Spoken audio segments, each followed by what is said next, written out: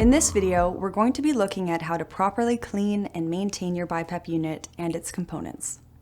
It's important to remember that when you use a BiPAP machine, you are breathing through the device, and there's a direct passage to your lungs.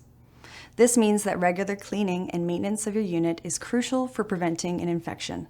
Within your unit is a filter that prevents dust and particulate matter in the ambient environment from entering the unit. This filter generally lasts between 3 to 6 months, depending on your environment, before it needs to be changed. We recommend checking your filter once a month to assess for a need to change, and you'll know it's ready to be swapped out when you see a buildup of dust. The humidifier chamber holds distilled water required to provide heated humidity and needs to be changed out daily before use. This chamber needs to be cleaned once a week and can be gently rinsed with warm soapy water and a soft cloth. You can use normal dish soap, however, avoid using anything abrasive on the inside of the chamber or scrubbing too hard, as this can cause microabrasions that bugs like to cling to.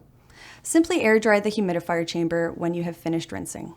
The hose that connects from the unit to your mask needs to be cleaned once a week and can also be rinsed with warm soapy water. No need to scrub the inside, simply rinse through and hang to dry.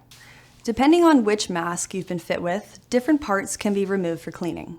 Generally speaking, we recommend gently wiping the cushion of your mask with a damp, soft cloth after each use to remove oils from your face that build up and can prevent a good seal.